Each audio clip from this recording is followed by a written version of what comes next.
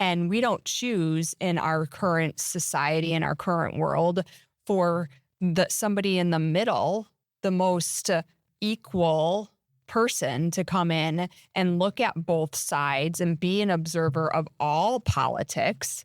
We choose the full spectrum. We choose to listen and get entangled with the far right or the far left. Well, because that's what's pushed on us. That's what is easily viewed on a TV screen, right? Or on social media. And this is how we are controlled. Yeah. It's the programming. Right. It's programming. Many things I wanted to follow up from, even just first from the thought or the thing that you were saying, is that, yes, like thought is so important. Right? Thought creates all these things. But the first, because this is why I'm obsessed with hypnosis, right? Is like when I work with my clients, they tell me, why am I thinking these thoughts? These thoughts are not helpful to me, and I don't know where I even came up with these thoughts.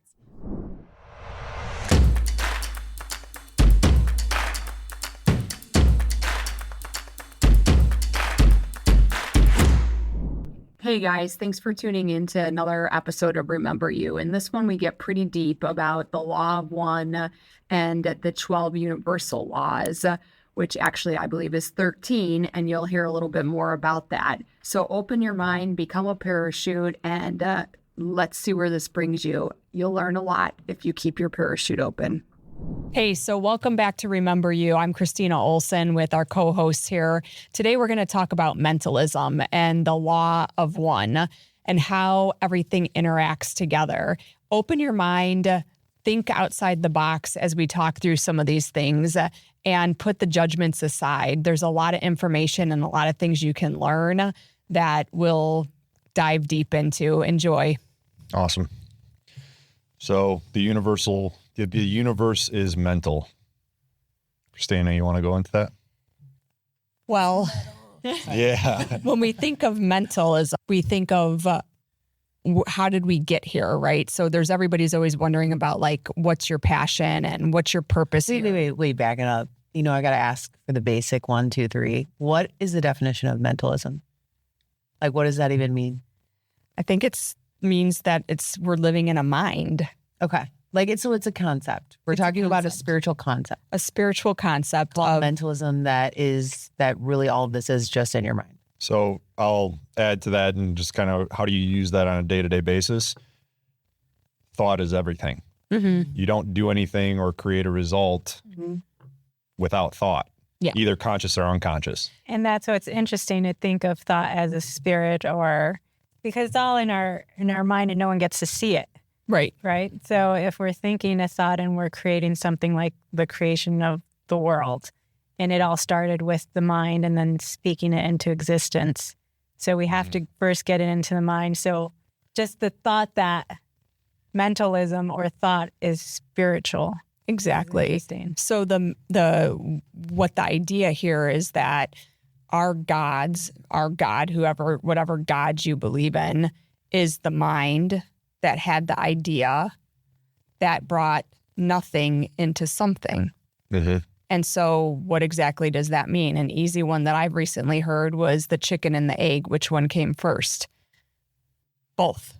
Because the idea was brought forth by God or the mind and created out of action the chicken and the egg together so that it would be there. To add to that, what you're highlighting is time is an illusion.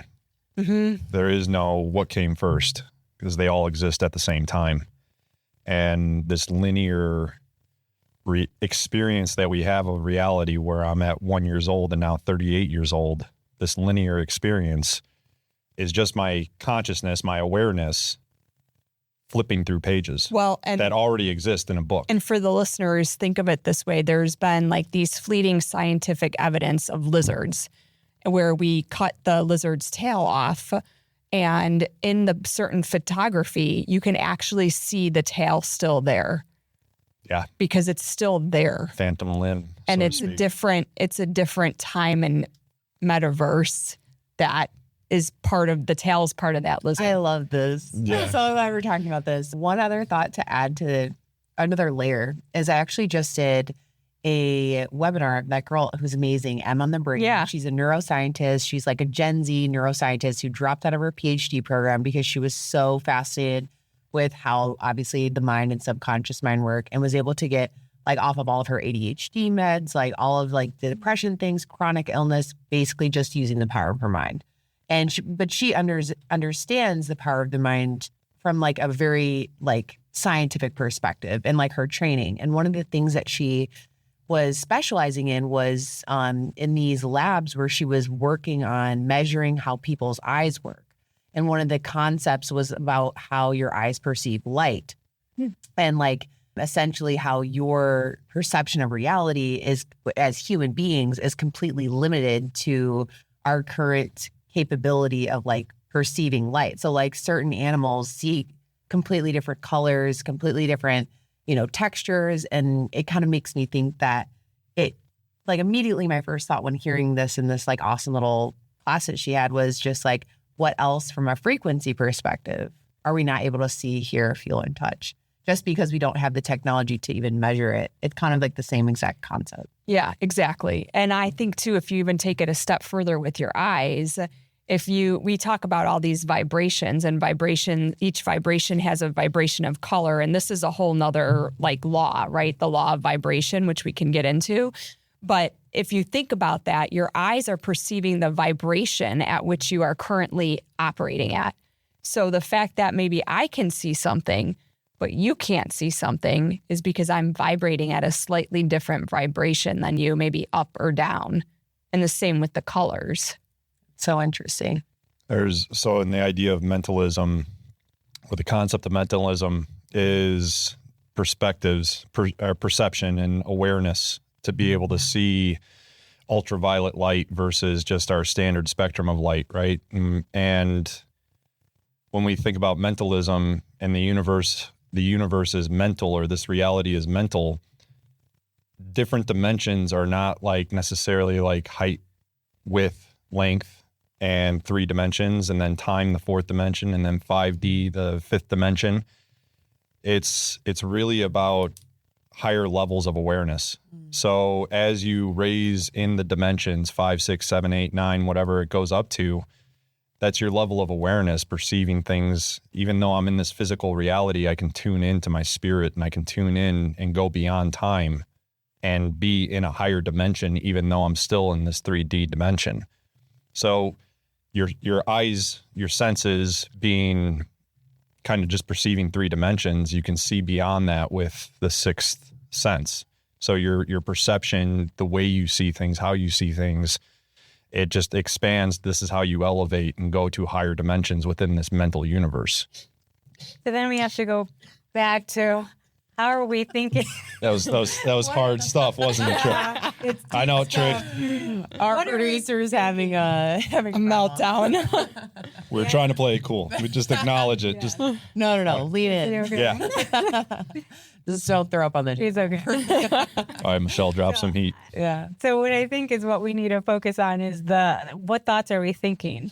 So what thoughts are we thinking that's creating our world? And then besides that, as we're growing up, we're perceiving what we're watching, right? And forming opinions and changing our thoughts. That's right. And changing our world. And I think it's very important to touch on the law of polarization, because when you think about how this law is being used in our current society now, let's bring it down to earth, okay? It's very relevant to talk about this, and it goes into what you were just saying with the thoughts, right? So when you have politics, I'm going to just jump right. Actually, I'll take a step back. When you're looking at this concept, you're looking at like hot and cold. What is that? That's a polarization. You have a hot and you have a cold temperature. The way you feel hot and cold might be way different than the way I feel hot and cold. Hence why people love to be in different like climates and stuff like that. I might love to be in the cold because my body loves the cold. You might love to be in the hot because your body loves the hot. What it is temperature. It's one thing. Okay. So now if we take that same concept and start to think about polarization with politics, you have the far left and the far right. Okay. And we don't choose in our current society, in our current world, for somebody in the middle, the most equal person to come in and look at both sides and be an observer of all politics.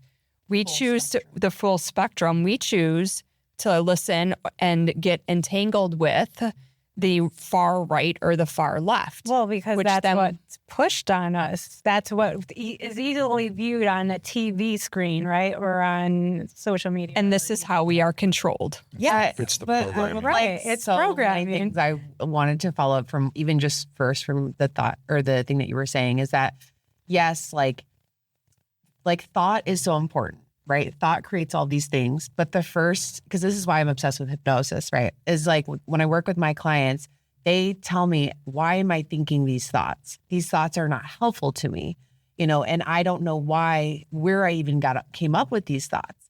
So then you look at television. So then you look at then you have, that's why even one of my first episodes that we did is like about, I think one of our last guests talked about this, is like taking a step back and like auditing. And I tell my clients to look at their mind like a garden, and they're the gardener and they're going in and they need to take a look at it and weed the garden. Mm-hmm. And they need to see what plants and flowers they planted and what they don't recognize in somebody else did. And if it's helpful to them or not, does it make the garden more beautiful? Does it help it grow? If it doesn't, you need to get in there and pull it out. And oftentimes they'll go in and realize that's something my mom always said. Mm-hmm. And my mom's mom. And so it's like, yes, your thoughts, amazing. It's this powerful tool, but it's like getting grounded in it first and auditing what those thought patterns are. It to me is more important than anything. Because I have clients who have intrusive thoughts. Yeah. And I have clients who they don't live off of they're on their phone 24/7. Like, why am I crazy? And I'm like, oh, well, what are you looking at? Like, what are you consuming? Yeah. Like, it's immediately, I view your thoughts, it's a mechanism of this amazing brain tool that we've been given. Mm-hmm. And consciousness is what allows us to begin using that mechanism, which is your thoughts, to actually create the reality you want. And that, to me, from a even bigger macro perspective, is where so many issues from a societal and global perspective, because no one has consciousness around, or many people were not taught that you can choose. Right. And you can be the observer of what's going on, and you don't have to be see, controlled by it. And you don't have to choose the right or the left, that you can be in the middle, and it's good to be in the middle. That's where we need to be to raise our consciousness as a society, as a community, and get to that next level. If we stay broken apart on, either side, far right, far left, cold, hot, whatever you want to say, that will continue to pull us apart. And that is what most people that control this world right now, like the top 7 billionaires, that trillionaires, whatever they are, do not want us to know as the little people. The sad thing is that they will realize when they pass on from this life, they will see all the hurt and everything that they've created here and have to go through that. Well, and that's the thing. Their perception is they don't care because they're trying to be the trillionaires or billionaires, and they think this divisiveness for all the people is the way to get there. Once they change their perception, and once we all stop playing into it, then it can change. Mm-hmm. Once we all realize we're creating here, if we pay attention to that news story and get all sad about it or upset about it or emotional and start arguing with people about it, that's what's feeding into what their story they want to push, right? That's right. And divisiveness. And instead of us working together, believing in a beautiful future, an abundant future, a happy future, and nothing full of addictions, then we can rise above all that. But no one's doing that, and no one's realizing what they're thinking and what they're watching and perceiving is affecting our world. Honestly, I think that's because we're not taught. So from the beginning, that gave me goosebumps. Yeah, I was like, that was wonderful. I got it too. As you were saying that, my whole body was like, yes. I was like, keep going. And it's, why are we not teaching our kids this?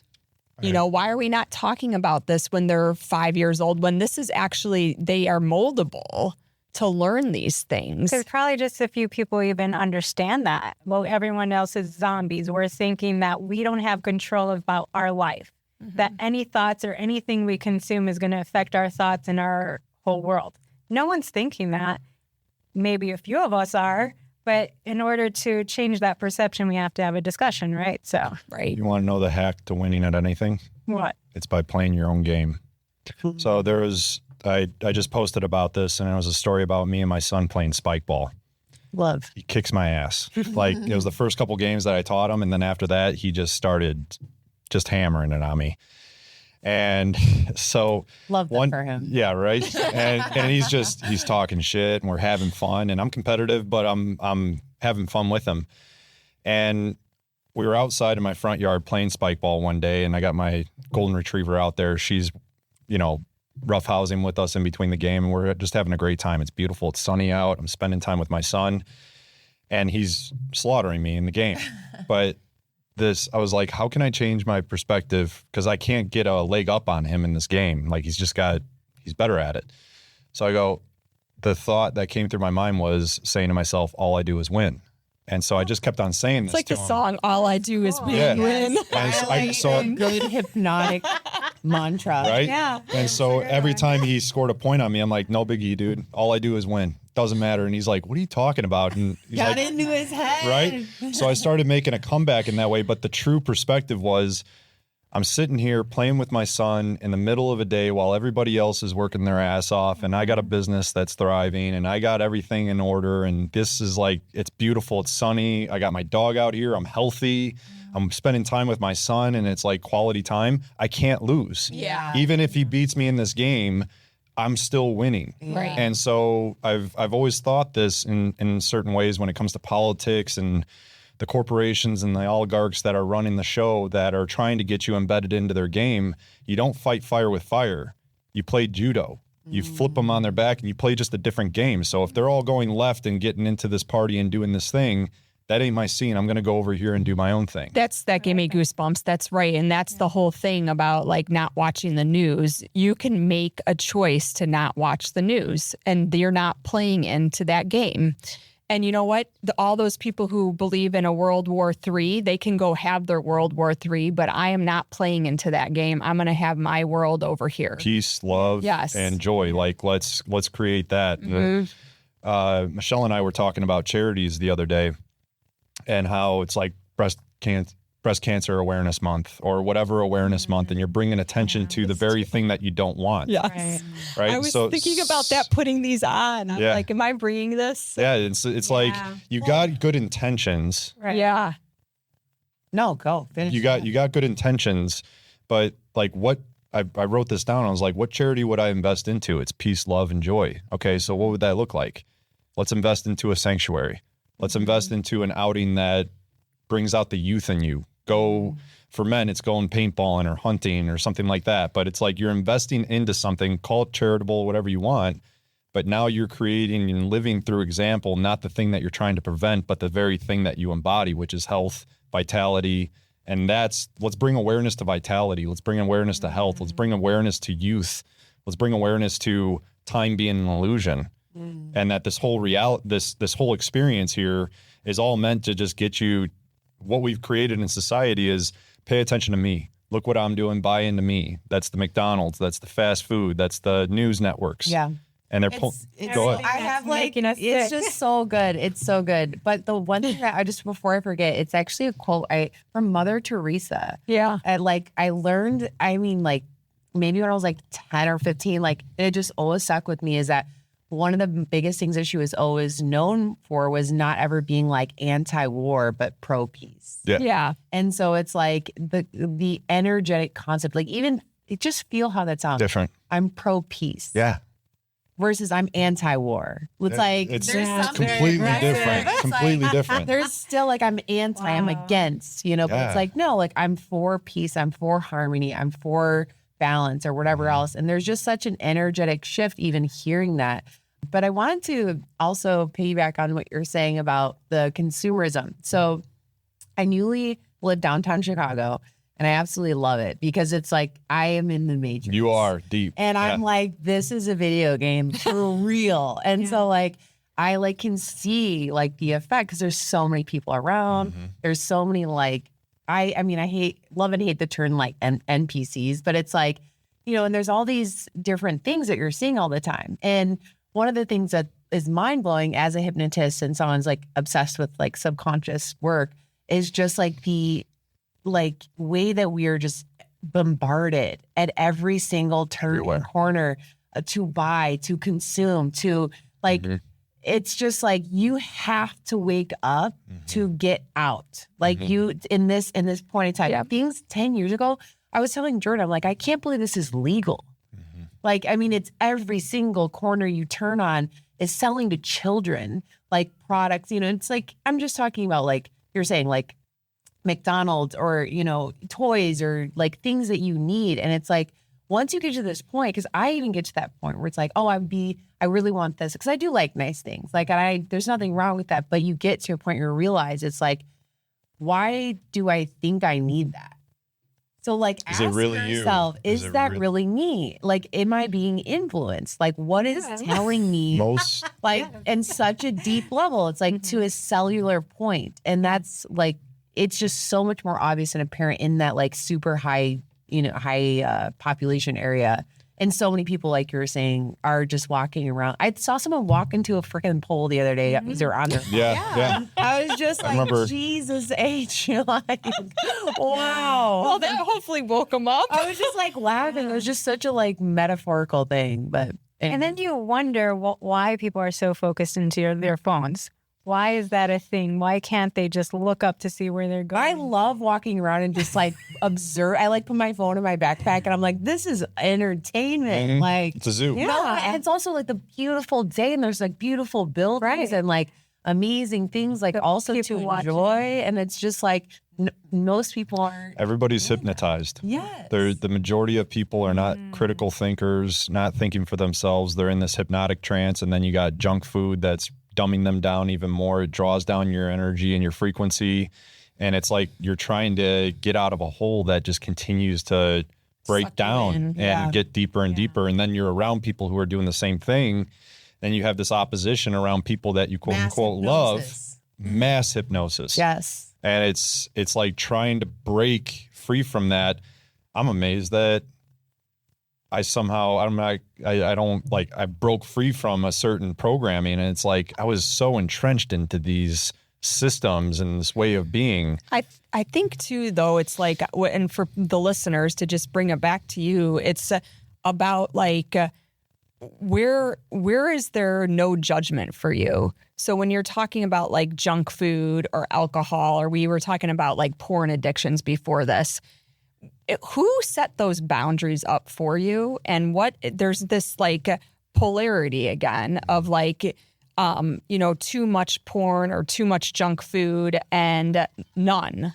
Yeah, you go extremes. And how do you makes it wrong? And also, yes. to make it really quick to clarify too, there is no judgment from my perspective as I'm sharing these things. Like, it's more of, I used to be that. That's like exactly that, it. like, Yes, that's like, what I meant. It's like I used to be even, and I still am like, it's not like, it's just like a different, where are you at your level? It's There's different levels of it. It's finding this middle ground. It's this, and maybe this is what we really focus on today, is like the polarity of finding that middle ground between all the judgments that we've been told. So we lived by all these rules growing up, right? Like say you were grew up in a super religious house and alcohol was forbidden. And so then you go to college and you have a drink of alcohol and everybody's partying. And now you're like, oh shit, I just screwed my whole life up. I'm going to go to hell and all this shit, right? When really you're not. Just find your middle ground. Like there's an okay space to have a drink as long as you're not beating yourself up about it, right? There's judgment and then there's discernment. Yes. And the observation, the self-reflection that you were saying is above and beyond thought, right? Like where it's like your ability to be able to view your thoughts, your feelings, your experience and go from a third person point of view, or watching a TV show and going, oh, this is happening right now. And it's okay to make the choice to have the drink or have the food or do the thing. But it's more important for you to question, why do I want it? Because once when you understand the why behind what you're doing, now you can go, oh, sure, I'll do that. Or no, I don't want to do that because it's not fulfilling or whatever it may be. That's right. That's exactly it. And I'll share a personal story about that. Yeah. I had a lot of trauma, all things that I clearly chose coming into this life. And I would probably say that I had a alcohol problem up until probably a year ago. When I finally asked myself those questions. I went on this long journey this year of observing my life and discerning, what does alcohol do for me? And why do I always take it one step too far with alcohol? And why do I have to have alcohol at every weekend and till a point where I pass out and I can't remember, and what is that doing for me? It was hurting me in every area of my life than helping me. And it makes me really sad to think about it. But I had to understand that continuing down that path was going to create probably death at some point in the next decade, or I change that. And now I am at a point where I used to drink bottles of wine. I don't even like wine anymore. I don't even like the smell of it because I chose what is alcohol doing for me? Now, I'm not saying I never have a drink. Maybe I have an old fashioned. I like an old fashioned once in a while, but I do it in a celebration. I do it in an intentional way of I'm celebrating. I'm celebrating a birthday, or I am enjoying a drink with my husband so that we can say, hey, congratulations on a new contract or whatever. But I'm not doing it to push those feelings down anymore. And so that's where that discernment comes into play, and realizing that you're the creator of your life. And instead of dealing with these things, don't use porn, food, alcohol, shopping, blah, blah, blah, all the social media, phone, whatever it is, to not deal with your life. Well, it's like a form of avoidance. Yeah. Essentially. Well, you mentioned push down something. What do you think you were pushing down? I wasn't dealing with my trauma.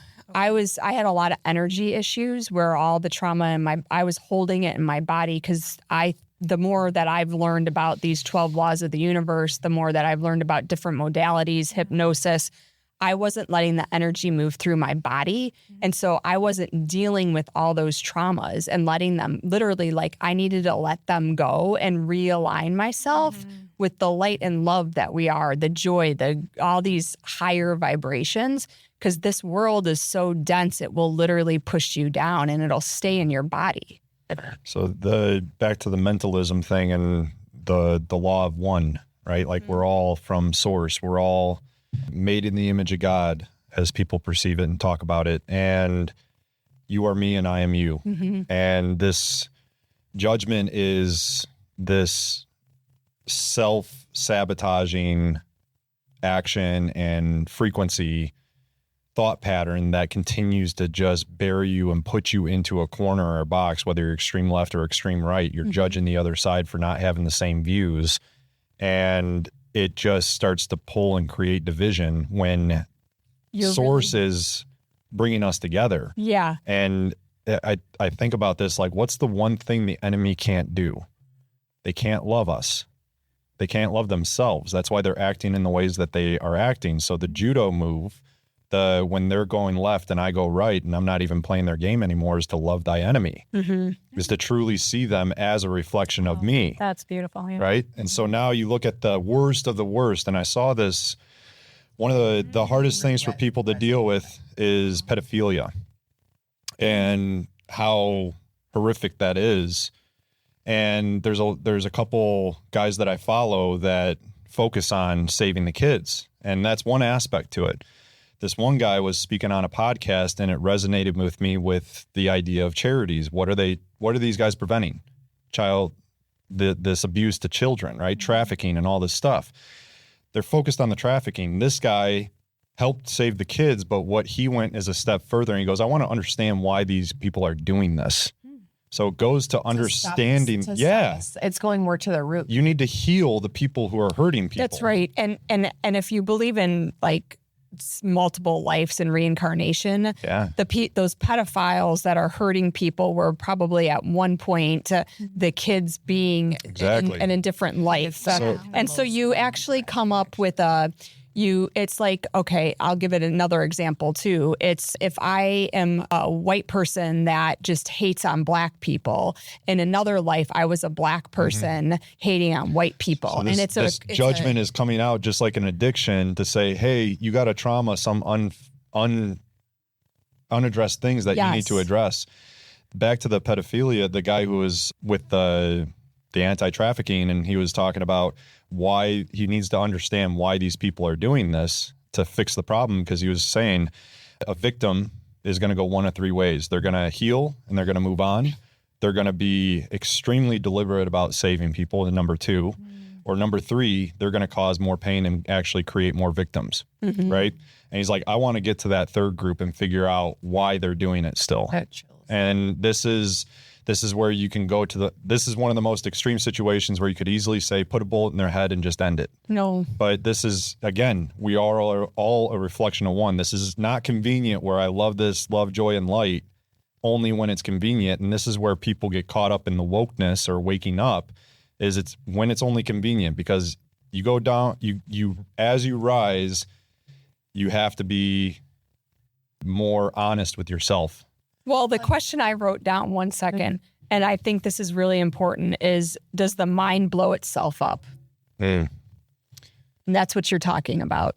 You get your mind blown multiple times continuously. There's a good story to this. Like, what is enlightenment? And it was a story of this bum who was sitting on the side of a river in downtown London area. And it was at night, and he was just sitting down by the river, and a beautiful woman comes up in this Rolls Royce and says, my boy or my man, you look like you could have a place to sleep for the night. Would you like to come? He goes, absolutely. Thank you. And so she takes him to his mansion, sets him up in a room, and he's being taken care of, nice warm fire, and all the food he could have. And as this woman goes laying to bed, she realized that she didn't say goodnight to the man. So she starts to come over into his room, and she goes, my fellow man, you look lonely. Would you like me to sit down with you? And so she proceeds to start and scoot closer to him on the bed, and all of a sudden he falls into the river. And the whole idea is like he was imagining this is enlightenment, where you think you're going and it's a beautiful paradise. You'll just find yourself smacked and waking up going, that was nothing what I expected. It was nothing like what I expected. And your trip to enlightenment, when you think you know it all and you're being humble with this, I'm a higher level of myself than I was 10 years ago, but by no means am I anywhere where I know I'm going to be. Over. It's never done. Like, it's never over. And there's actually one thought I wanted to bring up that came to mind when we were talking about this, is that, like, I feel like there is this phase during your awakening process, or whatever you want to call it. It's just maybe even life. Making it simple of just like expanding your awareness of yourself and others around you. It doesn't, even if it's not spiritual, but there is this phase where you can get trapped in like a kind of almost like a spiritually like narcissist, egotistical, like spiritual, ego-driven thing. And it's very common in the wellness space, and it's very easy. I think it's a part of the process where you think like there is only one way. This is the best way. And then really, once you get past that and continuously humbled by the universe showing you like, oh, okay, like now you're ready for the next level. And you come to this place where it's like, and again, like this, I feel like this happens to me like every 6 months. I'm just like, oh, okay, yeah, here we go. Like, and it's integration. Yes. So, and going back to what you're saying again, bringing it back to like the polarizing views, it's like that never serves anyone. Like whatever you're pursuing or whatever you're thinking is like, yes, it's good to know. I love that I've like swung on the pendulum for so many topics, because it's given me awareness to understand where people are coming from. But like always, my best self, my happiest, most balanced life is when I don't have this extremist perception of like anything. And I have like understanding. I know what's good for me, but I always come back to this like in between space. Like yeah, it's like drinking even. I went to a concert last night and like had a couple of drinks. Like I'm not like this holier than thou person. Like it's not that. Like, but it's because I know little moments of swinging back are really good for me, and it's helpful and fun. Like it doesn't have to be like this like constant like obsessive like picking apart, what you're doing. Yeah, and I think too. Oh, go ahead. I was just thinking we're putting labels on everything and judgments on everything. Yeah. And I liked what he said about the having love for that thing, because you transmute it then. That's how you change everything. If you stop having the perception of a negative thing, anything that we're judging, anything we're putting labels on, it's like if we can just love that. I just told you that the other we day. talked about that is clarity, changing, growing, whatever. Having love for that thing and seeing for it for what it is. Like they became what they became for maybe a negative reason. And if we could just show love to them or love to that situation, you transmute the whole situation. It's the law. It's the law of transmutation. Yeah. You don't get there until you start doing this with yourself. Yes. And this is the hard work that people are ignoring is I have to forgive myself. I have to release the shame, the guilt, the anger, the accusations, the fingers that I'm pointing at everybody else, no matter what it is. Our spouses, our partners, our siblings, our family are like the closest ones that are going to trigger us the most. And that's by design, not by fault. Right. And it's there to reflect, to look at yourself. And when you can gain that peace within, it's your cup runneth over. You're now giving peace to the world. And it doesn't matter if this person complies to you or not. They could yell at you all day. Somebody comes at you and anticipates you being pissed at them for what they do, whether it's an extreme case of abuse or something else, and you just look at them with love and light. That is the hardest thing for people to do until it becomes just a way of being. And your self-work, your self-practice, the hypnosis, the meditation, the nutrition, the strength training, the mobility training, the lifestyle, the choices, the boundaries, everything you set is so critical to set this life up. And so many people try to isolate health from business and wealth. And this is where I'm like, your body is your fucking temple. You need to pay attention to this. Do not neglect it. And we've all been in places where we've neglected it and we had one wish. It was to get our health back, our energy back. You literally you cut your business off because it was like, I'm done. I can't handle this. Right? Because it's not all just alcohol, porn, food. It's food too. Like Big this part. morning, there was a cake. Are we going to ingest that cake just because someone brought a birthday cake and it was there? Just like anything else. What are we ingesting every day? Food, cake, bad food. That doesn't make us feel good. And why are we ingesting it? And why are we putting labels on this is good or this is bad? Porn is bad. Who's to say? There is no such thing as labels. We made that all up. It's all mentalism. It's all in our head. There's no, I had a client. Real. Yeah, nothing's real. And it's only bad Walk in, based on what we think is the reason we're Taking an even bigger turn. I love it. I had a conversation with a client last night about this. It's like when so she's really into sports and she's being judged on her tumbling performance. And she's like, well, you get a 0 to 10, 10 being the best. And I said, well, who makes that scale up? And she's like, I don't know, the tumbling gods. And I'm like, exactly. So she said these judges never give 10s out. And I said, okay, so you really don't even know what it means to get a 10 and how you're going to accomplish that. And so who makes these scales up? Who makes the math? Who makes the numbers up? Who's to say that in some other universe or reality we have different number system? And think about it. We're making it up. We're deciding, is it bad to drink alcohol? Is it bad to watch porn? Is it bad to eat that cake? We're deciding. It's our perception. We're the reflection. So whoever we're connecting with, and we're deciding this opinion, it's all in us. Any perception, any belief, it's all in us. And where did we get it? Maybe we picked it up from family. Maybe we picked it up from the TV. But we picked it up from our surroundings and decided to make it our belief. Okay, we make it our belief, and now we have perceptions that are crazy that are not other people's perceptions. And that's why I heard something about look at perspective. Look at another person's perspective on something and not just your perception on something. Yes. And that's amazing. It is. It's true. And so then you become the observer of what is going on in your life, and you can quickly switch between looking at everything at all different angles and saying, okay, I see all of these different angles and I understand them, and I'm going to still stand in the middle here. So I ask this question a lot with our guests, right? Who are you without the label? and this identity that we create and we continue to recreate and edit and revise and observe. How many times do you consciously connect with the observer, the I that is looking at Justin or Michelle or Hope, Christine? Like, how often on a daily basis? And it depends on what we got going on. But like, the more in touch you get with that I, the letter I, label it all you want. It doesn't have a label. We're just given a concept here.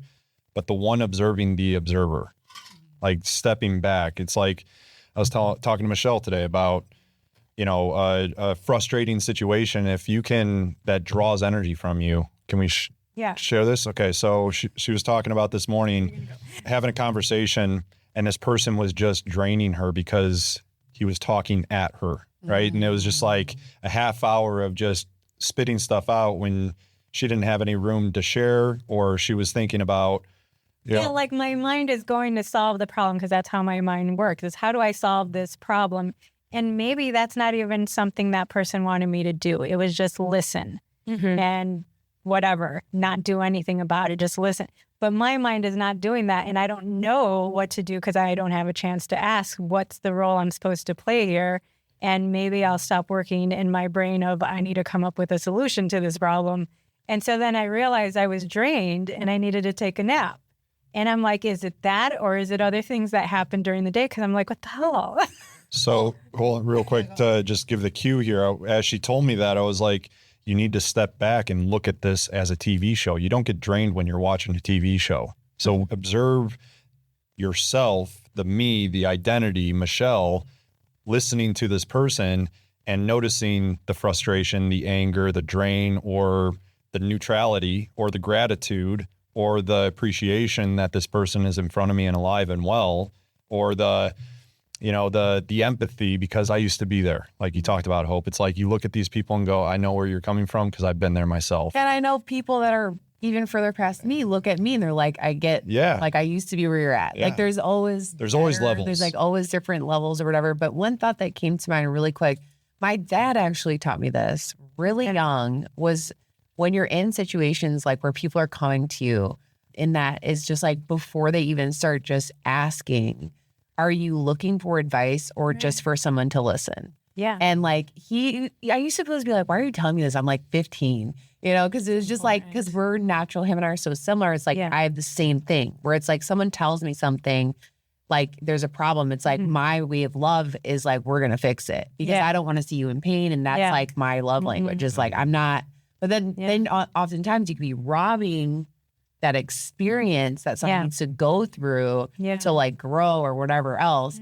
But just stopping and asking, I do it all the time now. My friend Emma called me the other day and she's like going through it. And in my mind, I'm like, okay, here's the game plan. I'm like, I know X, Y, Z. I'm like, I'm going to do it. And then I just ask, I'm like, are you in a space where you want me to listen or? That's what's so interesting about that. When I was attempting to do that, I wasn't allowed to. I wanted to just keep going. So what I was thinking in my head now is I have a belief system about myself that I'm a problem solver, right?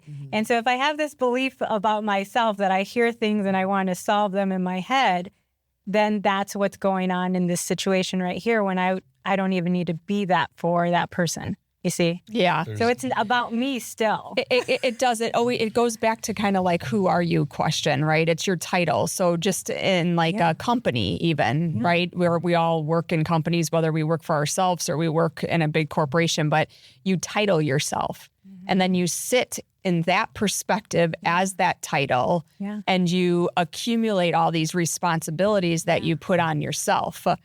And so if you go back to what Justin was saying more about like, let the movie play out, pretend like you're watching it on a movie screen. And instead of being like reactive immediately to it, just sit back and say, all right, you're talking to me, you're draining me, you're not letting me get a word in edgewise. But not even do that because that'll drain you. Who am I going to decide to show up as today? Another thing to take it even a step further and get it to a higher dimension of what you're talking about, problem solver identity, is that the truth is that there is no problem.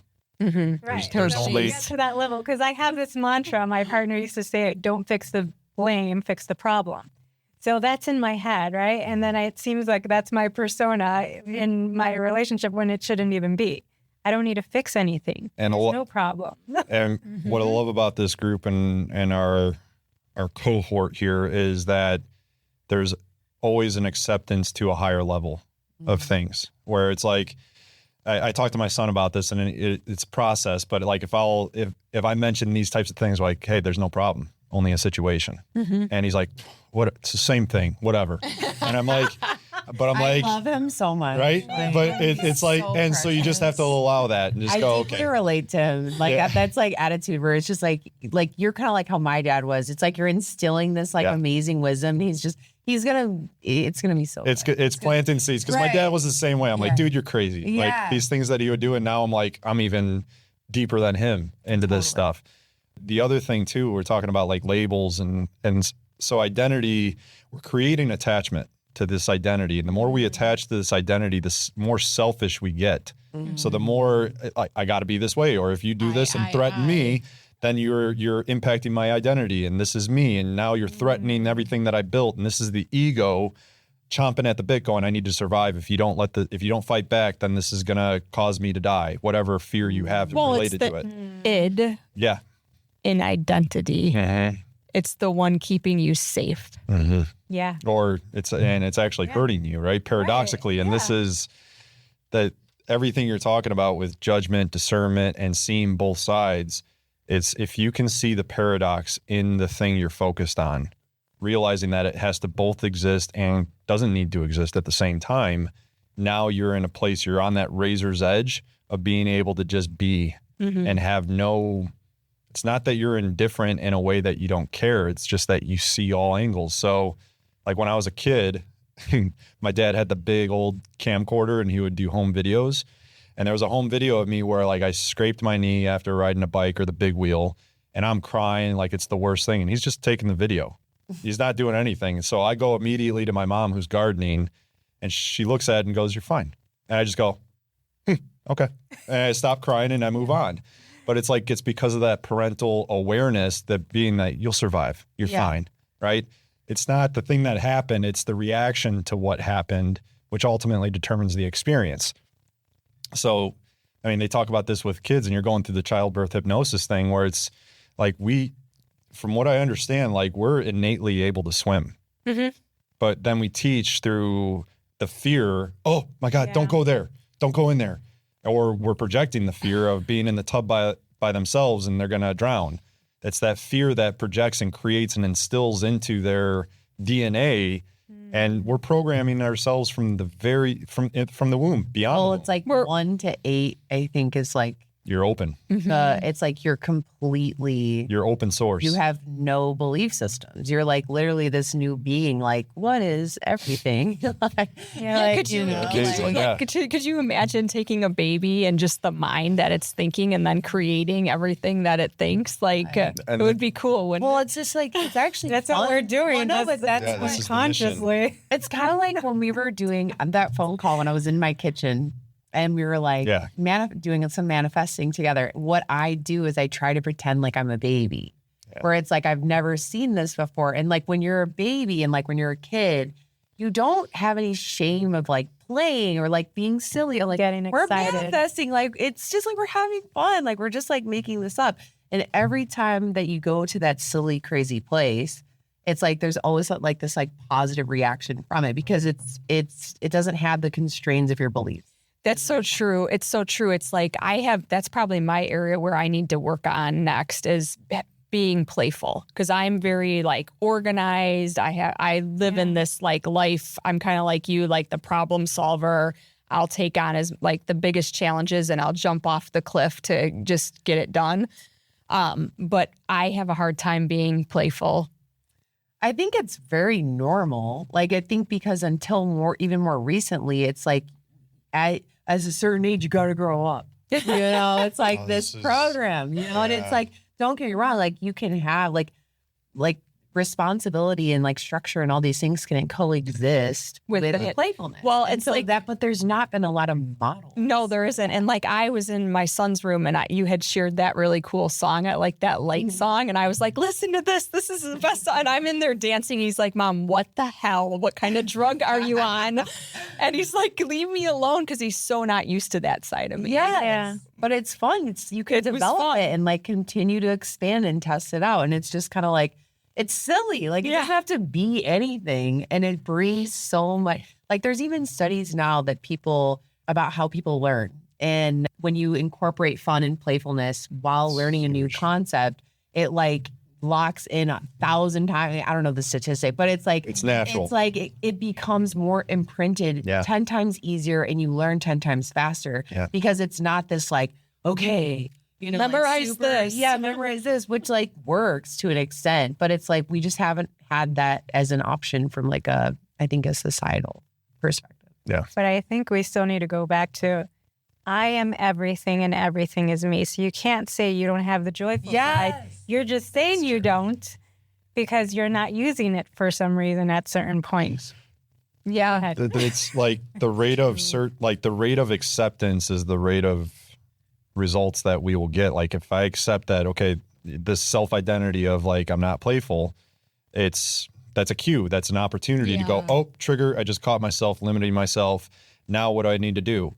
I need to revert it. I need to change it, revise it. And now I am playful. That's right. And then it's instantaneous. Like that spike ball moment with my son where it was like, all I do is win. And then I just started playing it in my head and started saying it. And I was just having a blast. And I was having fun pissing him off in a way that was, it was just like, it was this playful moment that then it gave me the like, oh, I just tuned to a new frequency. But like all I did was just open it. Also, you're not getting anything from it. There's no desired outcome. There's no deadline. There's what is the purpose of this? Yeah.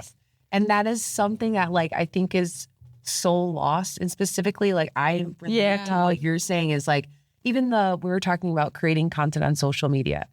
I was working with my mentor, just finishing up for my like brand and everything, and we were going through this whole content plan, and the whole time, like, it's really good concepts. I'm ripping them up. I'm like, hell yeah. Like and I'm just like, but what's the CTA? What's the outcome? Like, what's the result? I'm like, there needs to be efficiency here because I fucking hate social media.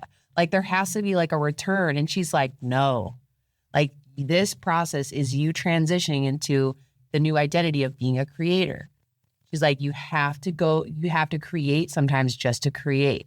Because it's the expression, it's the flow, it's like a practice, it's a spiritual, it's like devotion. Yeah. It's not about constantly seeking this endless result. It's an embodiment. It was like such a like body check. Yeah. I was like, God, I love that. I was like, oh my God. And so then now every single day, I come home because I'm learning how to paint. Like that's something I've been doing this last year. I'm like using like drawing and stuff that they used to do when I was younger. But I hold myself back. I'm like, the settings aren't perfect. I don't have enough time to like make sure my brushes are right. And so then I'm like, what the fuck? And so I now just broke through that. And now I just literally sit in bed and I do my thing. And like, even if it's 10 minutes, because I'm so tired from the day, it's like, just create. Like it doesn't have to mean anything. And it makes me feel so good. Like it doesn't have to be anything. Well, and I think it goes back to what Justin was saying about like quickly realizing that oh shit, I'm labeling myself. I got that perfection back. Like, and then being able to say, I'm just doing this for fun. Like it's just part of this life experience that I'm having, and like pull me back, become the observer, do what's going to make me happy in the moment. And follow my passion and pull myself back from those identities that I keep putting on myself. And the playfulness, I'm sorry, go ahead. I was just go. You sure? Okay, I know. We're feeling the energy here. I was just going to say that awareness doesn't make you permanently high.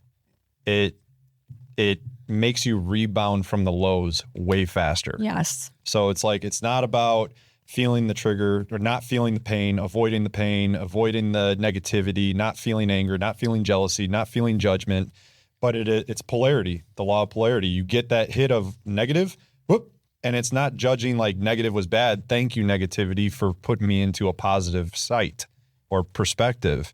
And it's that the faster you can rebound and the faster you can go, you can call me out on my shit and I don't take it personal. I love it. Right? I'm Then it's like, thank come on, you. give it to me. I love the I bullets. have to read this. It's the law of perpetual transmutation of energy. And this one is the best one so far. And basically what it is we'd be living in fear of negative situations. The law reminds us that there is nothing to be scared of because energy is usually in flux. And better still, you've got the power to transmute it and change it as you're going back and forth. Yeah. Always have a choice. That's amazing. I love it. I'm gonna get that book and steal it. I will put this in the, this is the best Oh, book. what were you going to say?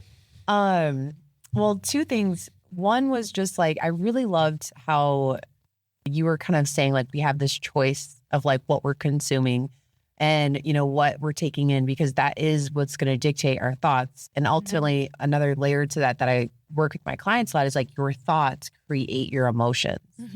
And so really having this like gatekeeping of like what's coming into your mind, because it's going to ultimately trigger, you know, whatever these emotions are, which is so exciting because again, then you can look at your thoughts as this tool and this mechanism like, oh, I can literally think anything I want. Yeah. And then I can create and produce any feeling. Why would I not want to feel fucking awesome like, every day? So that's exciting and amazing. Yes. It goes back to like the playfulness. It's like, that's what it comes back to as well. But the last thought was just from that mentor that I was working with where she kind of checked me. She's such a good coach. She's like, she always like sets it up. So it's like, I am the realizing of it. It's not like, you know, her telling me what to be or do, but the big takeaway was switching my identity to I am a creator. Yeah. I am a creator. And you accepting that is and it's it's like, done. no one thinks that way. Like, Well, we all and so should because we're creating. But like, think about the We're creating power. whether or not we we're were just we want talking to. about like, obviously like in that small context was just social media and like, you know, I'm a creator for my business or whatever. Like, okay, like, yes, like this is new. It's like riding a tricycle. I'm like, okay. But then going even macro, it's like, no, like I'm a creator. Like I really like, that is something I need to Embody. deeply like embed. Should be the only belief system. Yeah. Because that like trumps every single thing. Well, we all are creators and we forget that. And that's part of the reason why we're doing this podcast, right? To remind everybody that we are the creators and we have infinite possibilities to do whatever we want. Yeah. There's 100 different ways that one action can turn out. And it's how you're acting, what you're doing, what your thoughts are, all these things, you own it. And there's so much opportunity. We don't even understand how much opportunity there is. So imagine what we all can create if we all focused on positive things. And that's the thing I was actually thinking about this driving in about AI, because everybody's so worried about AI right now.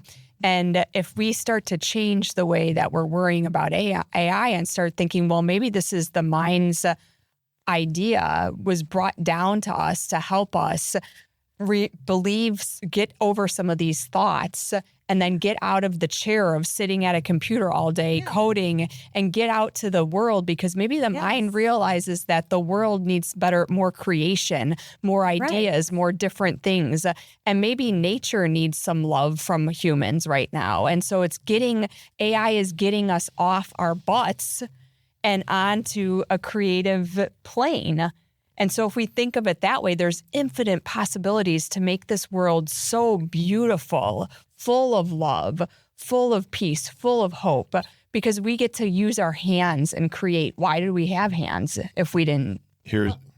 And the whole thing is to be free. Everyone wants to be free. It frees up our time. It's just saving us so much time. Go ahead. Here's a polarizing thing. The silver lining. This is going to be a big one. Silver lining to pedophilia is it forces us to look at the health and well-being of our children, which is the future, in a way that we can't ignore it. When it gets so bad and so heavy, you can't just turn an eye and ignore it. It's so in your face and so out there that you have to prioritize the health and well-being of the next generation. But we have to go back to the health and well-being of the adults. Yes. So you have to, you first and foremost, even before that, it's with ourselves. Yes. Because if I'm judging them and looking at them as the problem and that's the issue, I'm part of the society that is creating and allowing that to happen. So I have to take responsibility and forgive myself for the judgments and the hate and the anger that is generated from it, to then go out there and be able to sit eye to eye with a person and understand, why did you do this? And what was the pain? What's the pain that's actually going through it to do this? Go back to like when I had my criminal defense stuff. Yeah. They were victims first. And a lot of them had experienced this as children first. So then they take this on. It just doesn't come from nowhere. Right. So to revisit that and see how we can just stop it from proceeding or going on, or Well, and it goes to the question of what's it doing for you? It's serving some kind of purpose, right? Usually when you have an action and you're repeating it over and over and over again, it's the question then becomes in your head for a listener is, what's purpose is this serving for me? And am I ready to change that belief system to have a different outcome? And so where we go back to addiction, if someone says they're addicted to something, what are they avoiding experiencing so they can be addicted to this and be safe? This is something I'm used to, I'm comfortable with, so I'm going to say I'm addicted and stay in this space and not change who I think I am, because I could change it like that to avoid a different situation, right? Yeah, I think we talked about this on one of our other episodes, but the I am an alcoholic, what does that do for you? Right. It's an identity that you're creating for yourself. And it helps you avoid something, right? Because I'm an alcoholic. I can't control that I like to drink alcohol and excessively. That makes me not able to do certain things in my life. And I have this addiction, so I can't live this life over here that maybe people expect me to live. I'm going to live this life over here. And I am a victim in this area. Right. I'm a victim and I can't change my circumstances. Yeah. That's why a lot of people who go to rehab, I had a dear friend who was a bad alcoholic and drug addict. She passed away at 42 and left 2 small kids behind. And she was in and out of rehab. And, you want to help that person. You do everything you possibly can. But when she identified as I am this way, she could not pull herself out, unfortunately. Why it's not good to just keep saying, this is who I am. Why AA? If that's what they start off with every single time, you have to switch that. I am not this anymore. I'm here to maybe share a story, but this is not who I am anymore. Yes. Hypnosis is fixing that immediately, right? Where it's like, you're no longer an alcoholic, you are sober, or you're bright and beautiful, and whatever you want to pin it down I as. am sober. Yeah. And that's how most people get over that, the addictions to alcohol, drugs, because they just flip it. So it's easier said than done, in the sense that, because this is a lot of times, we're not in a society where it's go down your street to your local hypnotist and be able to just flip this, right? So I personally am on a mission to absolutely Well, I mean, like change Walgreens, that. right? Yeah. Instead of a pharmacy, you go, all right, schedule a hypnotist session and just reprogram your mind. Boom, done. Okay. Well, yeah, because people can't get past the critical factor. So that's the mind has It's too simple of a concept that they can't accept it as that being that simple. Yes. Because it is that simple. As soon as you decide, like I decide I want to be a certain weight, height, not height, but weight, I want to embody a certain type of person, you can just decide. I don't want to be addicted to cocaine anymore. I don't want to be addicted to alcohol anymore. And you just decide. People don't realize that it is that simple once you decide. And sometimes a lot of people have to hit rock bottom where they think, this is horrible where I'm at right now. I don't want to live like this.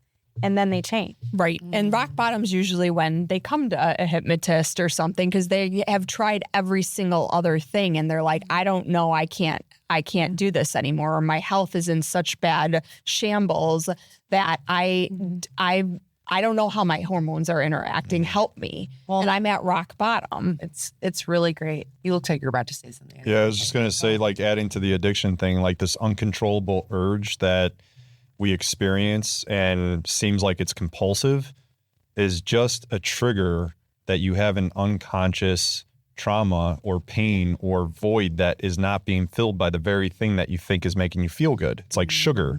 It's like cocaine. It's like sex. It's like anything that is instant gratification and does make you feel good in the moment. The clue that it is toxic and not fulfilling you is much like a toxic relationship.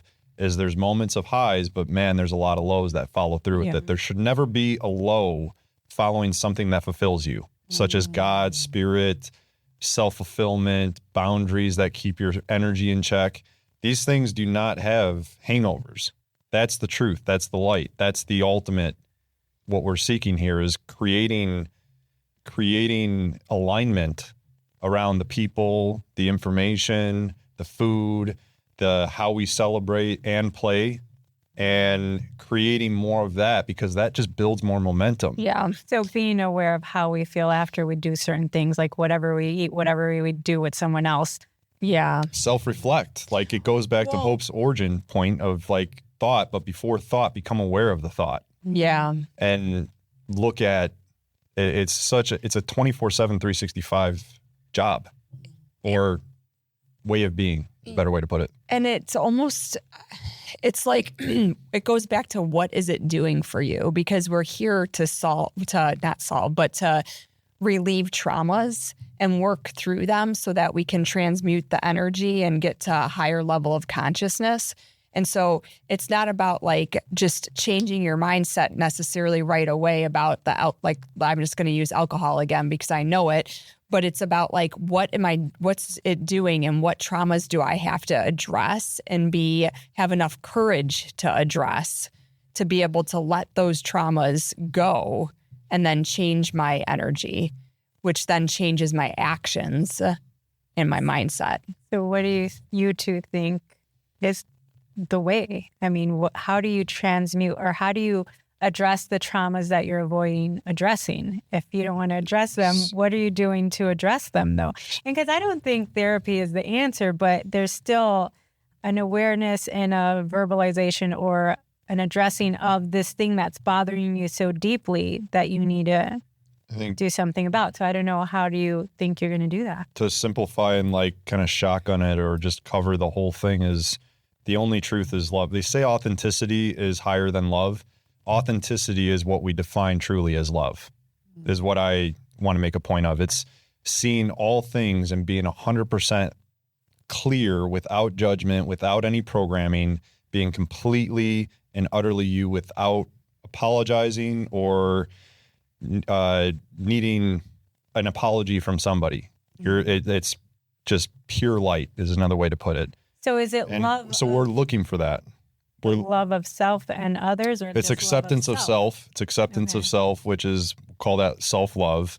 And I want love in my life. So if I didn't get love in my life, I'm going to fill that void with something outside of myself. And why do you think you don't have love in your life? And that's the silliness that because so the it's the trauma, right? It's the trauma, and it's so we make this contract when we come here to take on these traumas, whether they're past life trauma or whether it's trauma that we take on in this life. We have to release those and let go. Those are our identities. As you say, our egos. That like if ayahuasca ceremonies, a lot of people come out of them and say, my ego died. What the hell does that mean? It's all the traumas that you're letting go of. False. I think you have yeah, go for it. So anything outside of authenticity, anything outside of love, I define love as clarity, without judgment, without any attachment. I don't need anybody, but I love being around you guys. So it's like, it's this paradox in a sense where it's like, it's this lack of attachment. It's like flowing water. If you stop the river, it's no longer a river, right? Like you just need the wind. You can't stop the wind, all these things. You can't stop growth. It's ever expanding. This is the law of the universe. But if there's a lack of love, why do you believe there's a lack of love is the question you need to be asking yourself, because it's a falsehood. If it's anything less than love, then it's false. And you're just not seeing the whole, it's there as an illusion, just as we can say time exists in the metrics that we measure, but it really doesn't. It's all an illusion, and that's a hard concept for people to draw from until you start asking yourself that question, and it starts to come to you either like a 2x4 in a moment, or it's like over time it just drips and fills that cup to eventually where you're like, oh, I get it. Yeah. It's an illusion. I want to, like, I'm so with exactly the direction this is going, but for our listeners, I want to come back to the question that you keep asking, which is so great, is like, how do you do this? So right. So it's like a tactical. So like everything we're talking about is so big and conceptual. And like, these are things that I already believe and I'm in that frequency and like, yada, yada. But like when someone's coming to us, like you mentioned, it is oftentimes in their lowest point. Mm-hmm. And when you're in your lowest point, your thoughts are usually really heavy. Yeah. Yeah. And your beliefs about yourself are usually really heavy. And it's very hard to Pull out of that. like tell these affirmations aren't hitting, you're like, I love myself. No, I fucking don't. I'm like struggling. I'm suffering. I'm in this place. And Well, so, it's not, it's the I am love, I am worthy. And you have to continue when you're in those heavy spots. But how do you feel it if you How do you feel it? believe it, or You have because to. that's why you're in the situations of addiction or whatever. right. So how do you start to You have feel to it for start yourself? opening your mind. So for me, I guess I could share my story. Yeah. Okay. So for me, it's like, I don't know how far back I want to go. I had all these traumas. Okay. And I tried all these different modalities, and it was talk therapy first when I was probably 19 years old. I became a psychology major because I wanted to help people, but more it was I wanted to fix my fucking self. Yeah, that's most Right? Usually how it goes. And Yeah. so then I started I had all these people outside that I thought were causing all my pain and all my hurt and all this and all that. And I had to go on all these journeys in the time and space. I do agree with you. I don't think there's this time and space. It's like these opportunities I had to find myself. And I did all these different modalities. I won't go through every single one of them, but I finally realized that I am the mirror. Mm-hmm. And that everything that I'm doing, every interaction I have with you, every interaction I have with you, every interaction I have with you, every interaction I have with my spouse is really just me. Mm-hmm. And when I pull that back to myself and I start looking inside me and okay, I have this issue where maybe I don't say my truth. Okay, I'm going to clear my throat chakra. That one just happened recently for me, where I can now speak my truth and be like, okay, maybe I'm going to help somebody else out there that maybe you're looking at me and I'm really bothering you right now. Mm-hmm. But something I'm saying to you is going to resonate because I'm being my authentic self. And I love myself enough to heal my traumas so that I can come forth and be the best mirror to you that I possibly can be and love you and say, you know what, maybe I don't quite understand what you're talking about here, but I at least can view your viewpoint of it. Yeah. And now I'm going to come and listen, or I'm going to give you whatever I have that you need at that moment. And that's love. That's seeing the other person clearly, even if you don't agree. Yeah. It's discernment. It's being able to see that and go, yeah, they're coming from this point of view, and I'm willing to understand this person. I want to know where they're coming from, why they believe that, and help that. Once when a person is felt and seen and heard, the guard goes down. Yeah. Because it's like, oh, I'm being my authentic self and I'm being exposed for the very thing that I thought people were condemning and judging me for. And I realized that I'm loved. Mm-hmm. Like we berate ourselves. We're our own worst enemies when we have these uncontrolled urges and thoughts that we act on that maybe, and it's all shadow work. Like the shadow is screaming out, and I got, there's only certain people who know my darkest parts of my shadow. The sad thing is, though, everybody should. And that's what, we're using this as a voice box. Like I said, there are addictions. Our mess is our message. Yeah. Right. And so for me, it's been this journey for a long time, but realizing that women's sex, that has been my outlet. That's one of the things my shadow was just call it a guy urge. It's a societal urge. It's hypersexual. Both sides of both genders are hyper inflated with these thoughts and all these things. but it's really just, it's replacing love with physical attention and touch, right? And it's, you're not getting, you're feeling the love in the moment, but then long term, there's a lot of pain and trauma that we're all dealing with that we take on as we get more deeper connected physically. And then it starts to just unravel and make everything else hard. And the only thing eventually at the end of the relationship. Yeah, exactly. But that's my point is instead, I know, but this is what I was unpacking. Yeah. And I was able to unpack all of what I just shared by asking the question, what am I replacing this with? Why do I have this urge? Why is it continuously come up? And what is it trying to tell me? And when I started to realize that it's just simply, I'm replacing it for love. And that's silly. Okay. I don't need to do that. Yeah, but we're taught that. And then the other important piece, yes. The other important piece means a lot. Yes. That's how you go. Yes, exactly. But I mean, besides others. You want acceptance. But it's not to I'm not going, cold turkey type thing and just like being a choir boy here. What I'm saying is, what I'm saying, holy. Yeah. So it's, don't swing one way or the other. Yeah. Find that middle ground. Find the middle ground, but it's bringing consciousness to the thing, because there is no wrong.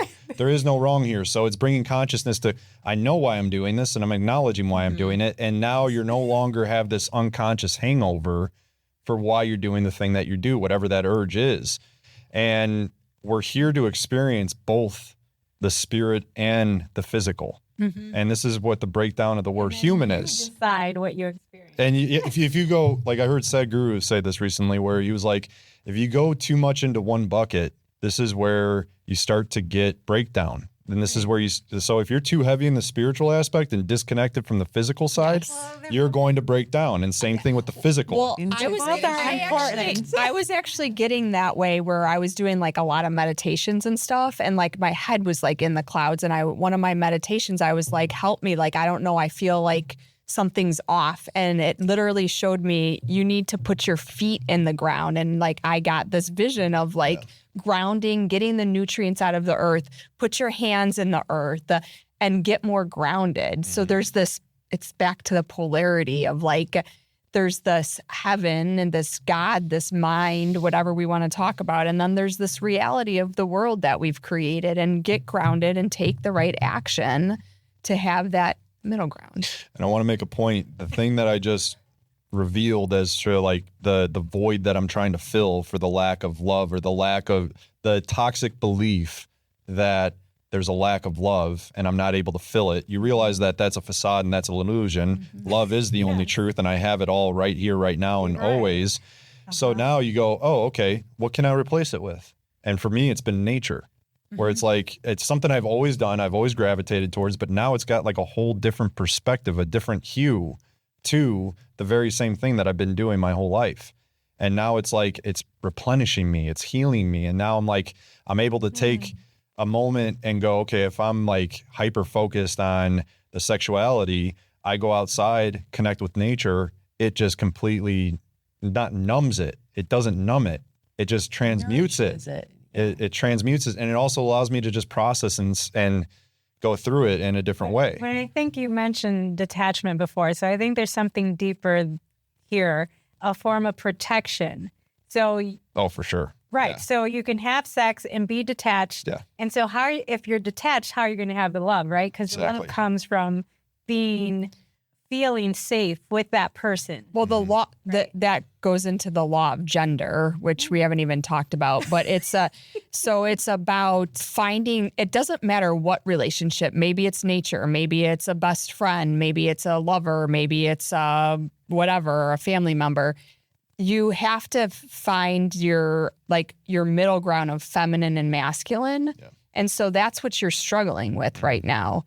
And it's like, you have to figure out, like, that's true. Sorry. But it's no, sorry. Protection. What are you protecting yourself from? What do you think is the danger in loving someone, right? Well, you think you're going to get hurt or you're going to lose something. Right. And so it's a silly... This detachment barrier to deal with, I'm going to have sex with these women, but I'm going to be detached while I'm doing it. So I have a barrier and it's going to stay there and I'm protected. Because well, I mean, you really want to get into this? Yeah, your parents were divorced, right? Yeah. And so you grew up with this notion of, I don't want to get too close to anybody because that will happen to me. And which one of your parents had a lot of hurt from the divorce? Oh, both of them. They did it in different ways. It was like my mom expressed it through kind of how I lived a lot of my life, which was just not going to date anybody. So, you know, I had a clear barrier where it's like, hey, you know, I'm willing to go this far, but I'm not willing to go that far. I got this and this going on in my life. That's all.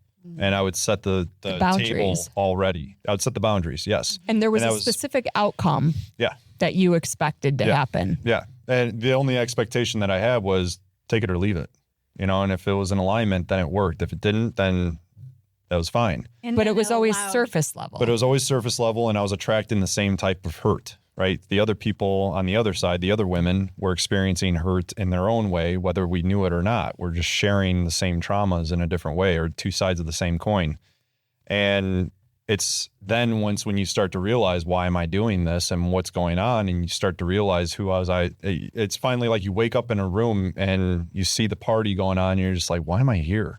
Like, this no longer fits me. Like, this is no longer my vibration. And it's not a judgment thing. It's just a discernment. It's an awareness to go, and it doesn't mean that the urge doesn't go. The urge is still there. What do you do differently? Do you know what love can look like? That's where you start to in a relationship and not setting these boundaries. Sometimes you don't. Sometimes you don't, because I had to move through this. I feel like I'm talking to myself 5 years ago. Yeah. I had to learn through multiple different modalities that I didn't know what love was. Love's not sex. Love's not always being connected to somebody and never leaving their side. Love's not solving somebody's problems. Love's just being. And love's loving yourself first and understanding what the hell does that mean. And I can't tell people what that means. They have to find it for themselves. And then all of your other relationships literally fix themselves. This is why I say love is authenticity, right? Where it's like, if you're just yourself, the people are going to align around you. You don't have to put a mask on. You don't have to facade and fake and apologize or lie in that sense. And it's kind of, you know, it's also an acceptance that the person doesn't know themselves completely either. Right. It's like, it's just allowing for the growth and the space to happen and allowing that person to scrape their knees, fuck up. And forgiveness is that ultimate like reset button where it's just allowing us just to continue to move forward and move on. And I'm not speaking from a place of anything other than doing this to myself. I don't have the long-term relationship other than with my son's mom to say we've kept it together and we've been able to co-parent great because of forgiveness, because of acceptance, because of allowance for each other, acceptance for she is who she is and I am who I am, and we just allow each other to be. Right. And that's a form of love. That's yeah.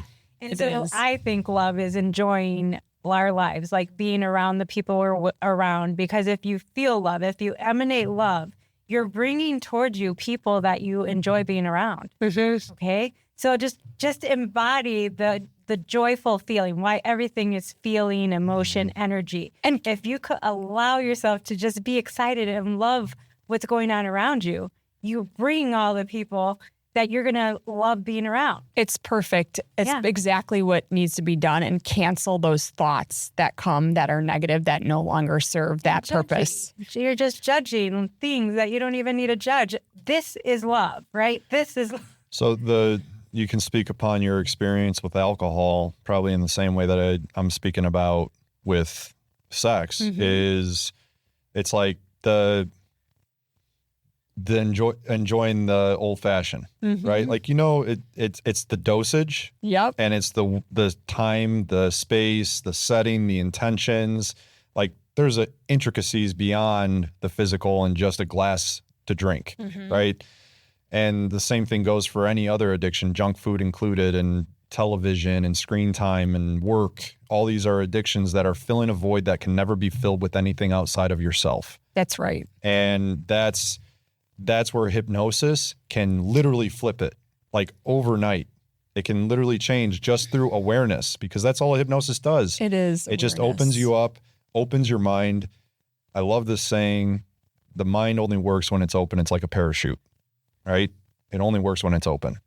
That's right. And that's this idea of wait a second. I'm going to actually interrupt you for a second. And I think of hypnosis as too, and just our lives in general. I talk to my clients a lot about this when we're going through the hypnosis process, is think of your life as a snow globe. Like everybody knows what the snow globe is, right? Where you have it, you shake it and like everything goes crazy inside. Well, there's these little blizzards that can start popping up in those snow globes. So if you just start like shaking it a little, you can see everything in it, and you can kind of start to see these little like tornadoes popping up. Hypnosis is just about being able to realize when those tornadoes are coming up and those old behaviors that no longer serve you are popping back up, whether it's sex, drugs, alcohol, shopping, whatever it is. You need to realize that that's coming up, that feeling's there, and choose to do something different about it. But I think we need to go deeper here then, because if he and the other person you're with was just fine with just having sex, there would be no problem. But so now we have to see that even when a person has set the intention that that's all I want from this relationship and maybe some other things, and to go no further, that can hurt them and that can hurt another person. Some people can do this and some people can't. Can they really, though? Well, that's what I think the discussion should be. Can people do this? Are we wired to attach to someone? Are we wired to be in couples? Does that help? Because I heard people live longer, men live longer. I was like, well, right, not women. Yeah. We are wired. We're all, because we're meant to be together. And so when someone's fighting that, that's where the disconnect happens, because then they realize people can get hurt trying to do it that way, trying to have detachment. I have some thoughts about this. Go ahead. So I had a lot of relationships, but I also relate to a lot of things. I relate to, it's so funny. This is like, we're also each other. You're seeing the all. I've had the relationship thing. I like relate to all these different things. And what is love, right? I would say and also understanding attachment. There have been experiences where I've been in relationships. The longest relationship I was in, I think, was just over 3 years. But I knew there were so many things that I learned about myself by like sticking to that length of the relationship, even though we decided to go our separate ways because we wanted what was best for each of us, and us being together wasn't producing like a positive outcome at that point anymore. But like individually, like we were better people from the relationship. And so I think that there's like, and then after that relationship, I was like more casually dating, and I had a couple like very short-lived where it was like one person was kind of like that, where it was like we really became friends, but also there was sometimes like the sexual interaction of it. And it actually was so good for me because I needed to learn, like this person, we didn't have like lifestyles that aligned or whatever, but like we had an amazing time. There were so many good positive things about it. And it helped me learn how to detach, because in previous relationships, I had been so like, I need to like embed myself into your like, that's so true. Being. And that was like so unhealthy. And I didn't know that like, there's so much power in just enjoying an experience. And it like prepped me for a better relationship in the future, because now I'm not constantly like auditing and like hyper vigilant, like, is this the right thing? I'm just here and I'm enjoying it. And like once time progresses, you're like, all right, like check in about like your future goals and stuff. But it's like, I used to be so afraid like of being hurt or like even just like real intimacy that like going on the other end of it, having this more casual relationship created this beautiful form of love. But it was like, you know, it was like the river. Like I just let it be what it was. Well, I think it's because you have to, if I analyze it and in my own life, and I've had the same situations where you have to like head on address jealousy, head on like an open relationship address in a sense. Yeah. basically. And so in those situations, you have to start asking yourself, like, what's causing this jealousy feeling in me? If I've already agreed that this is an open situation or whatever. Insecurity even. Or, yeah, It helps me see all the insecurity. things. And it was like super healing to go through that in that sense is my point. So it's like, is it like ultimately harmful? Like, I mean, I think it did end and like we ended up like needing to not like go our separate ways, but there's still like love and like it was very peaceful. It wasn't like I hate you and never talking to you again. It was just like this interaction is It's like, over. It's over. And like that's it. And it was like, so to me, it's, do we have to constantly like, I don't know. I think what we need comes to us in those moments. And I think relationships are like a playground for individuals to like learn, express, and heal. grow and heal. And like intimacy, I think we talked about this before. Intimacy, when you are not from feeling like a place of self-love, which most of my life, I didn't even know what that meant. Intimacy is literally terrifying. Like when you don't have that base. And like that was my experience in every relation. So I would swing. It's like, no, having the hookup culture is so great for me because it's like, this is transactional. We're like, you know, it is And what so it is. you knew going in, you should be detached. That's the point. Yes. If people go in to protect themselves, I'm going to detach. This doesn't mean anything. We're just doing this act for pleasure. And so I'll detach. But people that are seeking love, it's a more dangerous thing, right? Because you can get hurt. Oh, So I say, do we as human beings want the love?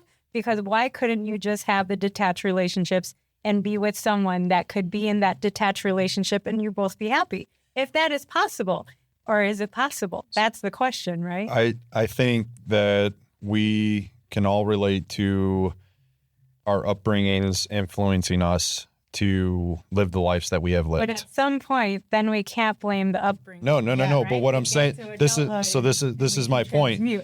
Yes. So I know the next generation of kids, Trey included, is just not dealing with the same hyperfixations. That's true. No, I'm saying there's a yes, there's certainly some good masks and in every generation.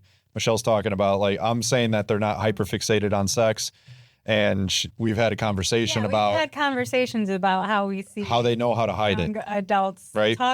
talking as disinterested, but we have to go back to our teenage years, and were we telling anyone no? What we Yeah, were like doing? I really want to go So, fuck this I'll person. say, We're not gonna tell anyone so what we're doing. I want to say this though. I want to say, Here. I can look at like a microcosm of some kids that I train, and I've been talking with the parents, and I myself being a witness of my son, and going, this generation is just different, and I mean that as a feature, not a fault. And I'm not saying they're going to go through their trials and tribulations and they're going to go through their own addictions. I think that's part of the process of growth and evolution. But the way I see it is, we are exploring. We're here to explore and experience everything that that reality has to offer, and it's a choice to go down that path and experience the open relationship, or to stay committed and be monogamous, or to be a monk and not do anything. Like All three. Right? So it's like, I literally, after all those experiences, I was like, I'm going to be celibate for 8 months and like literally not drink anything and just see what this feels like. Then. And all of them had immense value. But doesn't it bring you back to like where you are today? You have to come back to the middle. Yeah. So this is where it's like, imagine growing up in a family where they're sound and touch and in tune, and they're not judgmental, and they're not condemning wrong or right or this way or that way. And this is where I get into, what sparks my interest in somebody in terms of actually taking their advice is not anything beyond their level of peace, because that's the ultimate. So it's what their level of peace is what ultimately gets me to a place where I'm like, I'm willing to divulge and you could be a possible mentor for me in some way, shape, or form. And this is not black and white, like your level of peace and I'll listen to you, like in a certain aspect of your life that you're performing and that I appreciate, and you have a level of peace that I can respect and that I emulate and vibe with. I'm willing to really take in the information. Whereas if somebody who's hyper successful in business, but completely stressed out, I'm looking at them going, don't really, I see what you're doing and I see where you're going, but I'm not really going to be taking what you're putting down. I see what you're saying because, you can't follow everyone. But at the same time, everyone's level of peace is going to be different. Like we're going to live different lifestyles and be at peace with that because our belief system about that lifestyle makes us at peace with it, right? So you can have a different belief system about how your life should be. And that's the conflict you're having right now. So the situation that I'm in right now of it's like accepting. So conflict would be like me fighting the thing. It's like I'm accepting of it. It's part of me. It's my shadow. It's an aspect of me that does drive me and elevates me and amplifies me. And it's part of the human experience and spirit period.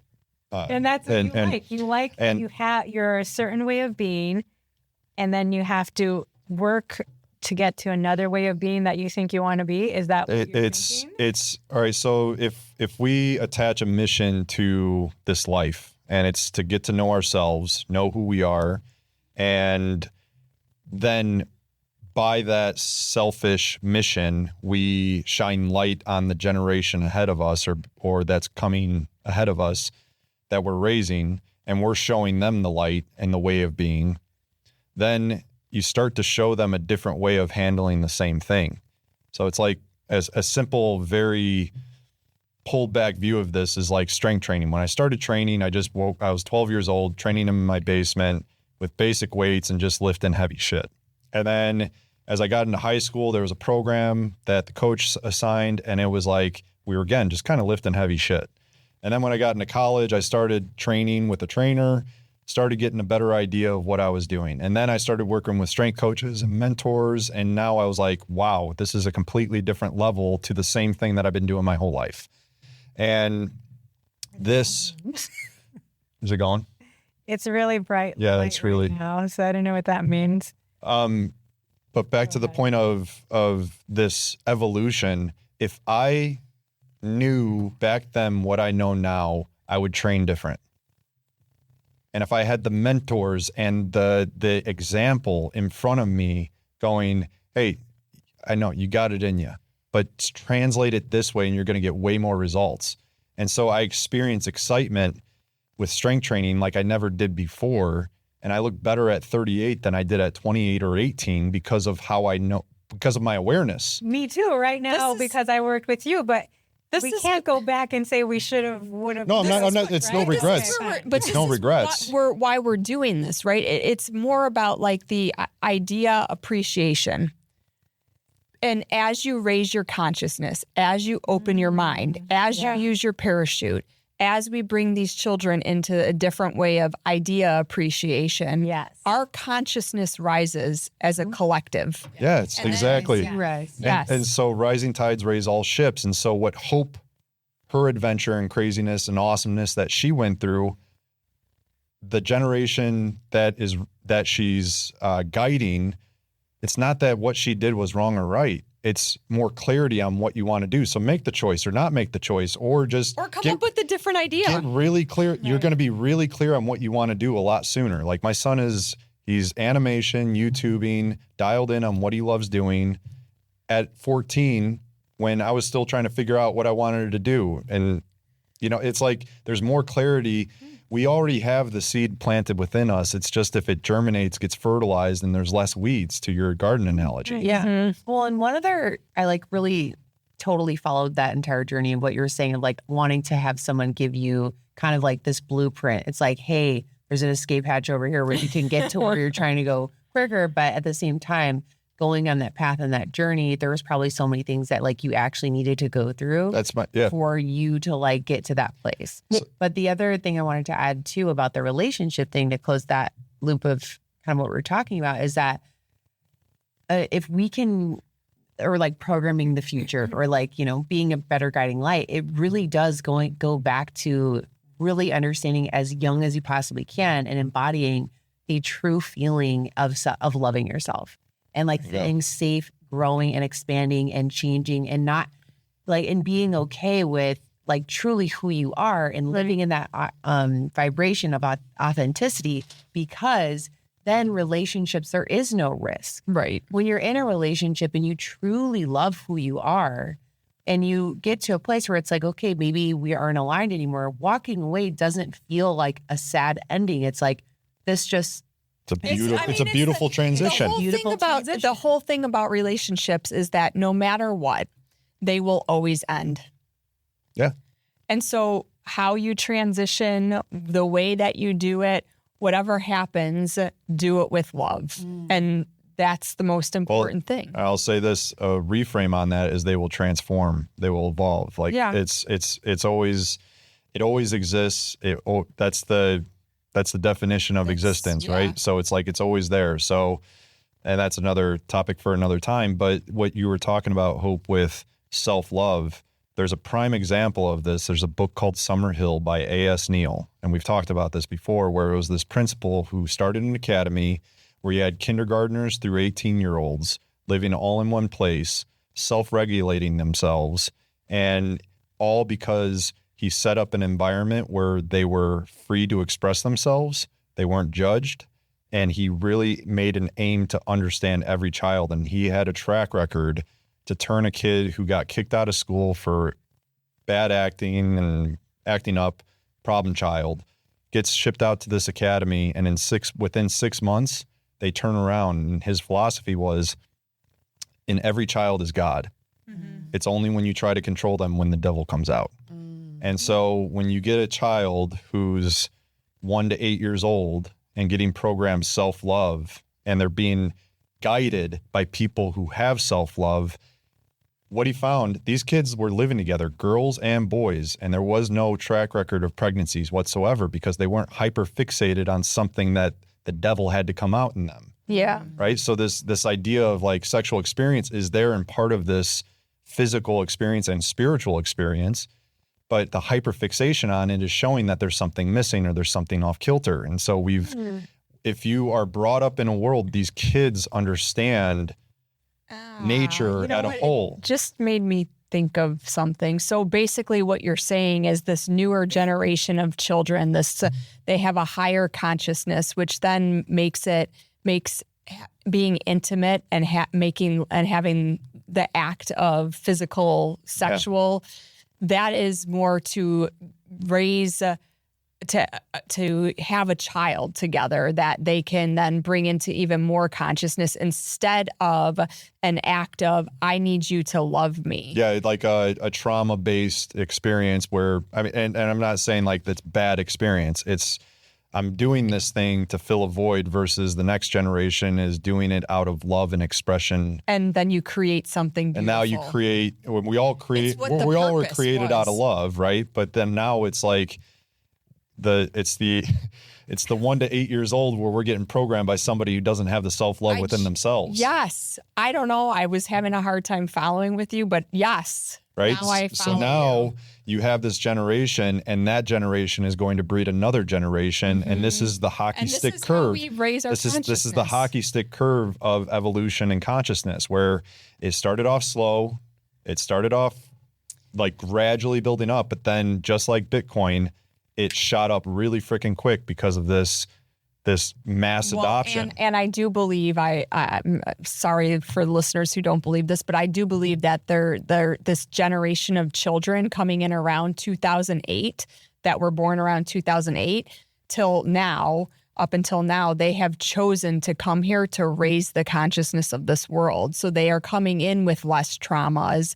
They are higher level souls that are coming down here to help us get to where we need to be faster. Dolores Cannon calls it the third wave. Yeah. Where it's like there's these souls embarking into this world that haven't had the past life traumas that we've had. My whole entire body. Right. So like, it's, all the experiences that we've had in our past lives, they don't have that. No. They have, Earth is the hardest school in reality. Yes. Right. And so they're coming into this school without the the generational trauma that we've had. And they've chosen their parents. Yes. So they've chosen us. Like, I believe my kids they chose me because they knew that the way that I think is different than the way that most people think, and their lives will They're going to expand. They'll be able to expand faster. Yeah. And so this is what I'm saying, like the things that we're going through now. And yes, it's not right or wrong. And this is where, like, it, from the male perspective, from the man perspective, there's this red pill, blue pill like thing where it's like women who have a lot of multiple partners and everything, they're incapable of doing this, and this. And it demonizes the women, kind of dehumanizes them, because it's like, we were all brought up in the same generation. We were figuring this shit out all together, and we were just as guilty as you in condemning and allowing this and being condemned for it and all these things. And it's, again, kind of like back to the pedophilia thing. It's like, instead of pointing the finger and saying wrong, it's going, let's understand and let's bring love into this. Because when you stop the shame and the guilt and all of that, like, it starts to get clear, and we have the second coming. We're born again. This is it.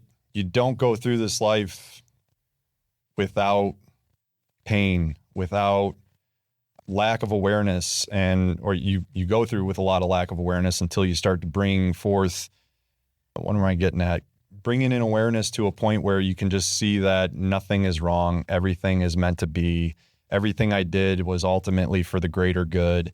And now how can you transmute it, transform it for the next generation to not have to deal with this? This is like, there's a reality out there where there is no pain. There is no hate. There is no. Well, you're starting at the base level of self-love. Yes. Yes. And imagine starting your whole journey and your earth guides. I always call my mom my portal. I'm like, thank you for being my portal to earth. But it's like, we're the work that we're doing now in these conversations and like the therapy, the modalities, whatever. Eventually it's like, hopefully those things are just integrated into the next realm of just like, these are tools used to like regulate, but it's not like needed to like take away anything. Right. And you're more at a baseline of like, you're just like your whole family unit is at a base level of that self-love frequency. The like best baseline I have as far as example goes for like what's possible, I think of Bashar. Like, if you ever listen to Bashar, the truth that is spoken through that channeling is just like, we're all one, we're a collective consciousness. It's not like we're a hive mind and you can't think individually for yourself, but it's just the absolute known truth that we are all one is all. There is no judgment. There is all love.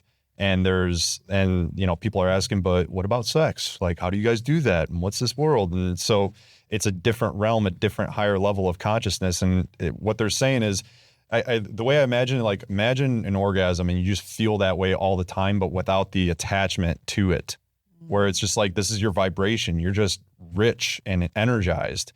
And, I come into this podcast, I'm fucking amped and I'm like ready to go. And it's like, call it what you want. It's just like, it's really amplified energy. And imagine feeling that way all the time, regardless of circumstance.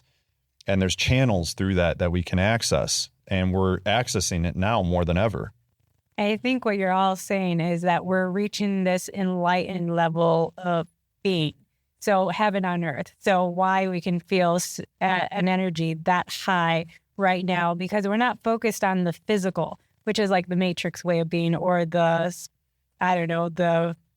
Hollywood way of being, where they're pushing sex to get us out of the enlightened way of being, heaven on earth. Seeing the positives, having the love instead of just the physical. So if the new generation is coming and doing that, we can also be doing that. We can not also not be focused. We'll be there. We will be there because they will bring us there. But we're already there we can already be there in our minds. We are already enlightened. We're already discussing this right now. Yeah. So we don't have to be at the lowest root chakra, the red area of the lower roots of our body, like fear, shame, guilt, sex, and just focus there. And we can be enlightened and say, there's more to this, because I'm a spiritual being just living in a physical body. And how do I enlighten the world, enlighten myself, enlighten the people around me, and just have heaven on earth instead of thinking there's something beyond us that's heaven. And I think that's a good stopping point, actually, because then I think the next episode we could go into a little bit more about the other laws, and there's action and compensation. I feel like we should have, this just came to mind, like, because this conversation was really good and went in so many different directions. I wonder if there's an opportunity or interest at all of like people listening and then sending in any questions to like follow up. Yeah, I love or that. like calling in to do like almost like a live Q&A, because like everyone has these different perspectives of like what we're talking about, but then also the application. That's the action. Daily life. And that's what I think. I mean, we need to talk about the law of action and the law of compensation and how all of these crazy ideas that we just went through, all the metaverse, all these options, all this polarity, everything back and forth is how do we deal with it in this life, in this physical realm? Mm-hmm. And what can we action to make our lives better? So thank you for tuning in today.